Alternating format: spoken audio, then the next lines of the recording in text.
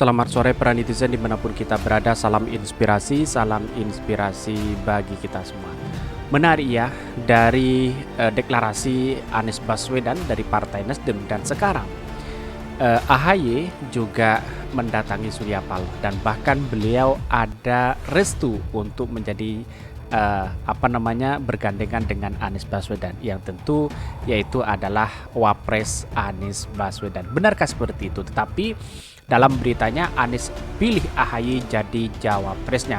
Tetapi masih banyak menjadi spekulasi begitu. Ada yang mengatakan bahwa publik kalau ingin menang Anies Baswedan harus di luar partai, harus ini dan itu. Padahal hakikatnya hari ini komentar-komentar netizen dan publik itu bisa ditebak kemana arahnya. Seperti ini beritanya. Ini beritanya awal dari Twitter.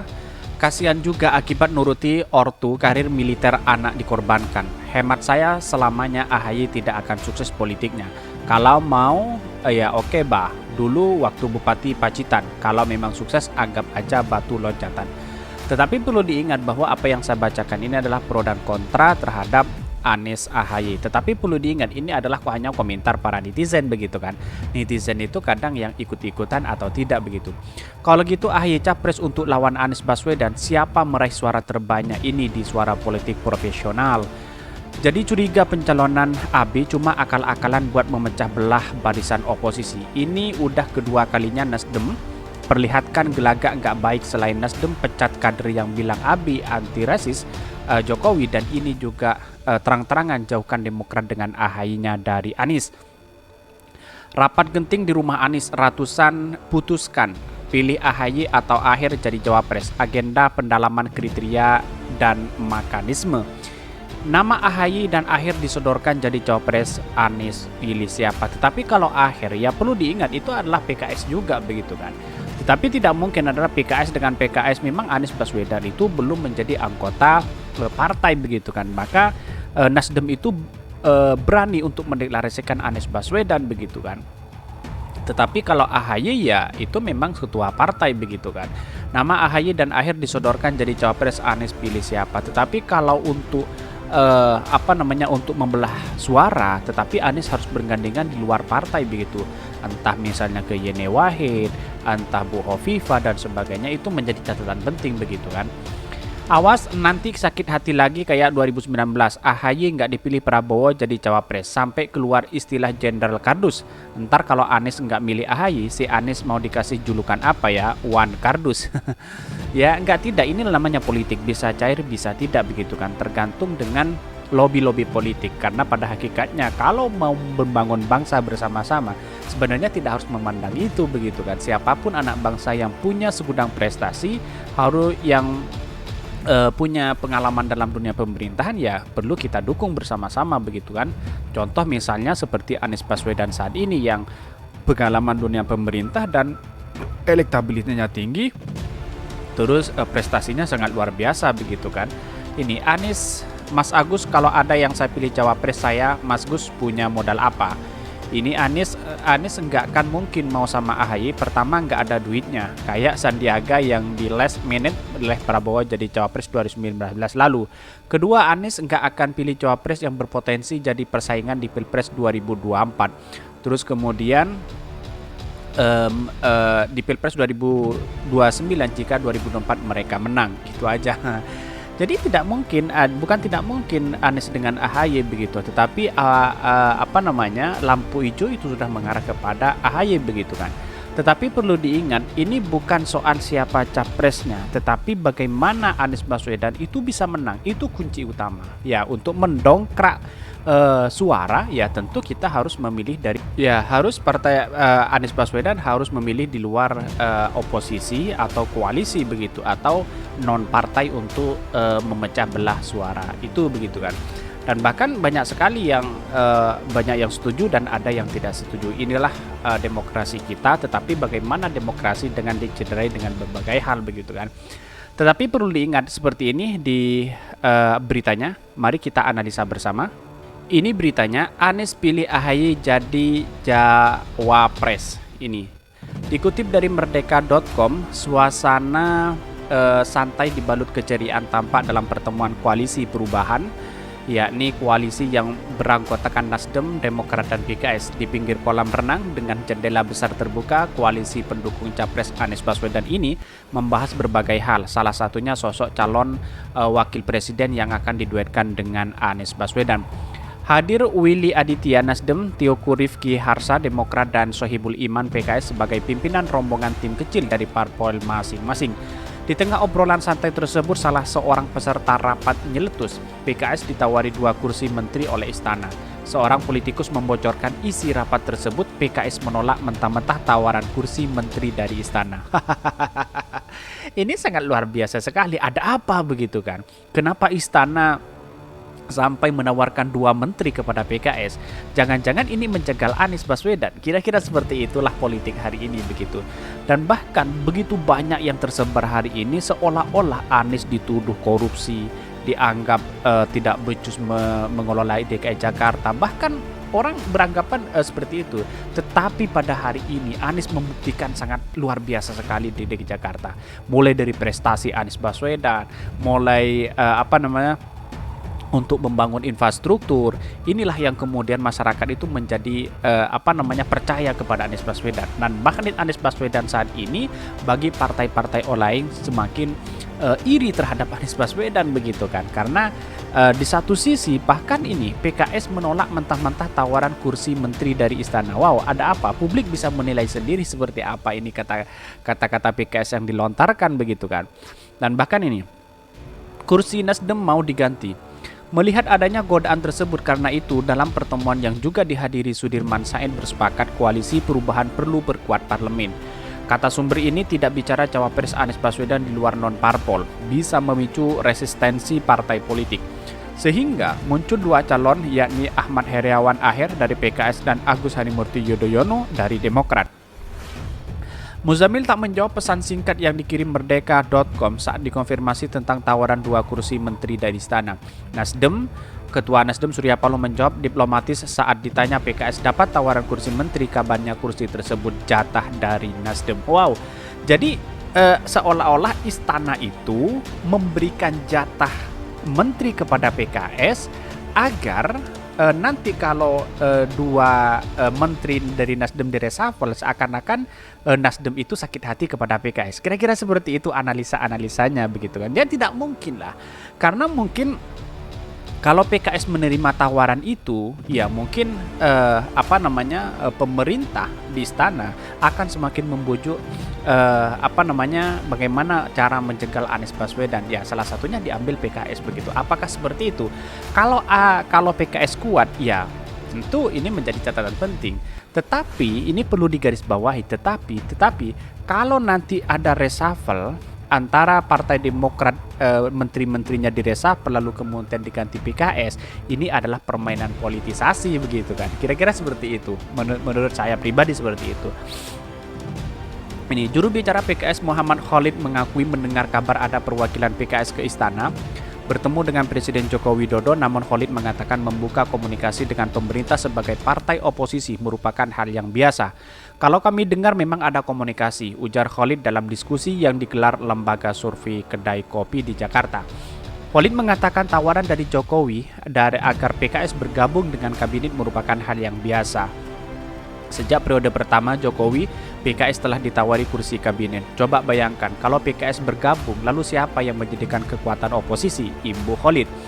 Sementara itu, Willy mengakui pertemuan Sabtu tersebut dalam rangka mencari kriteria cawapres untuk Anies Baswedan. Ada beberapa hal yang dibahas dalam pertemuan tersebut, seperti kriteria pasangan bakal calon wakil presiden yang cocok mendampingi Anies Rashid Baswedan. Sebelumnya menentukan siapa calon terbaik yang paling tepat, lanjut Willy, dibuat terlebih dahulu kriteria dan mekanisme penentuan pasangan calon presiden dan calon wakil presiden.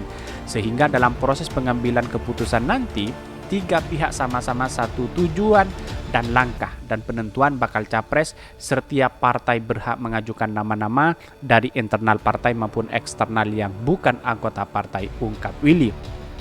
Nah, inilah yang kemudian menjadi persoalan penting begitu. Ketika istana menawarkan 2 menteri kepada PKS, lalu kemudian diterima, lalu kemudian menteri yang dari partai Nasdem di reshuffle, otomatis ada kecemburuan sosial. Tetapi Pak Surya Paloh tidak melihat itu begitu kan. Kalau ini kuat apa yang diiming-imingi oleh berbagai hal, maka PKS harus sebenarnya ya menolak mentah-mentah dengan hal seperti itu begitu kan, agar pencapresan Anies Baswedan semakin solid begitu kan. Tetapi antara PKS nanti kalau diambil, maka otomatis Partai Demokrat dan Nasdem itu tidak nyampai presidensial threshold 20% begitu. Kira-kira seperti itu. Pertemuan koalisi perubahan berlanjut giliran di kediaman pribadi Anies Baswedan Selasa 25 Oktober 2022. Rupanya sebelum tim kecil datang, politikus Demokrat Beni Kehar berbicara empat mata dengan Anies Baswedan. Sudah 95% sumber kami membocorkan Anies mengakui tak mungkin mengambil cawapres dari PKS karena dinamika politik yang terjadi saat ini. Nanti saya dianggap terlalu kanan, kata Anies kepada Beni ditirukan sumber. Koalisi ini sepakat bahwa tujuan adalah seharus menang di pemilu 2024. Oleh sebab itu dibutuhkan konfigurasi yang tepat menentukan cawapresnya. Saat ini yang sangat mungkin dengan teori kemenangan itu adalah AHY, ujar Anies lagi kepada Beni ditirukan sumber. Beni Herman belum bisa dikonfirmasi terkait perbincangan dengan Anies Baswedan kemarin. Sumber ini membeberkan dalam sejumlah lembaga survei menyatakan bahwa Demokrat adalah parpol tertinggi di antara Nasdem dan PKS. Sementara jumlah kursi di DPR sekarang Demokrat lebih banyak ketimbang PKS. Ini ya menurut saya pribadi ya dalam artian bukan di parlemen, dalam artian bagaimana publik itu bisa mengikuti dan percaya kepada AHY begitu kan sebagai cawapresnya. Jangan hanya mengandalkan Anies Baswedan karena kedua-duanya itu memang popularitasnya sama-sama tinggi begitu kan. Tetapi bagaimana untuk mendongkrak dalam suara-suara yang memang harus di non partai ya untuk memenangkan Anies Baswedan, kira-kira seperti itu. Tapi dengan AHY juga tidak menjadi masalah begitu karena Pak SBY juga berpengalaman dalam dunia politik pemilihan presiden begitu. Namun deklarasi itu belum tentu langsung mengumumkan capres dengan cawapres, bisa jadi hanya sekedar koalisi parpol atau koalisi dengan capresnya. Tidak, tapi tak menutup kemungkinan deklarasi sekaligus perkenalkan capres dan cawapresnya. AHY menyusul ke rumah Anies. Di rumah Anies Baswedan, AHY menyusul belakangan 5 menit sebelum acara tersebut bubar. AHY ikut berembuk. Tak cuma itu, bahkan AHY dan Anies sempat bicara empat mata. Momen tersebut diabadikan di akun Instagram keduanya. Dalam pertemuan dihadiri oleh Nasdem, Ketua DPP Sugeng Suparwoto dan Ketua DPP Willy Aditya, perwakilan Demokrat Waketum Beni dan Herman dan Iftitah. Menurut Willy, kehadiran AHY bukan sengaja karena telah ditentukan siapa calon wakil presiden. Kata AHY tidak menyampaikan secara langsung keinginan menjadi cawapres. Dalam pertemuan memang berlangsung alot dan dinamis karena masing-masing partai punya pandangan terkait cawapresnya. Demokrat tetap ingin mengusung AHY, PKS mengusulkan Ahmad Herawan, sementara Nasdem menyerahkan sepenuhnya kepada Anies Baswedan. Inilah ketulusan Anies Baswedan, ketulusan Partai Nasdem. Surya Paloh memberikan seluas-luasnya kepada Anies Baswedan untuk memilih siapa wakilnya. Tetapi analisa saya seperti ini.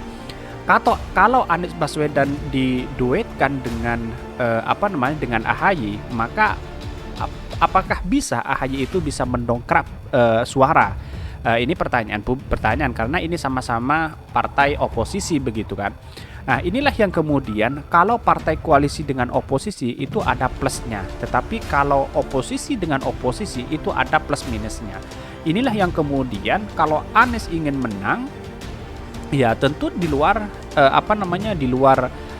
di luar partai begitu, bisa jadi ambil dari tokoh-tokoh NU begitu kan, yang karismatik, dan itu menjadi mendongkrak pemilihan itu, mendongkrak suara begitu kan. Tetapi kalau dengan AHY bisa juga dengan mendongkrak suara, tapi perlu diingat bahwa Indonesia saat ini itu kalau oposisi dengan oposisi ini menjadi ada plus minusnya dan bahkan banyak minusnya begitu kan. Karena tidak mungkin dipasrahkan kepada Anies Baswedan yang punya segudang prestasi yang mendongkrak suara-suara yang didapatkan oleh Anies Baswedan begitu. Maka jalan satu-satunya cawapres itu adalah ya mungkin kalau saya pribadi ya harus di non partai, di luar partai, dalam artian mengambil para tokoh-tokoh yang sudah gabung dengan pemerintah begitu kan, banyak sekali yang popularitasnya sangat tinggi sekali begitu kan. Tetapi sampai saat ini saya tidak menemukan tokoh-tokoh atau ulama-ulama yang memang masuk dalam survei itu. Itu sebenarnya kalau kita lihat dan menarik dalam survei itu, ambillah tokoh ulama itu sebagai calon wakil Anies Baswedan begitu. Tapi yang banyak di survei itu adalah tokoh-tokoh pemerintahan begitu kan. Jadi itu analisa saya, tetapi bukan berarti AHY tidak mendongkrak suara, mendongkrak, tapi kalau bisa di atasnya itu untuk menyeimbangi suara yang didapatkan oleh Anies Baswedan itu sendiri. Tapi perlu diingat bahwa ini adalah map politik, bisa cair, bisa enggak. Tetapi kalau benar-benar ingin membangun bangsa bersama, ya Partai Demokrat harus pasrah kepada Pak Surya Paloh, pasrah kepada Anies Baswedan. Begitu pula dengan PKS, harus pasrah kepada Anies Baswedan begitu. Karena apa? Karena pada hakikatnya adalah terserah Anies Baswedan begitu kan. Ini kalau berbicara tentang demokrasi dan arahnya kepada bangsa. Tetapi kalau masih ngambek-ngambekan ya tidak mungkin bisa jadi Anies akan diusung PKS dan Demokrat begitu, kira-kira seperti itu. Mungkin itu yang kami sampaikan. Tonton terus channel Hodari Podcast Rakyat ini karena ada berita-berita menarik dan viral setiap harinya. Salam para netizen, salam inspirasi bagi kita semua. Jangan lupa di subscribe channel YouTube Hodari Podcast Rakyat ini.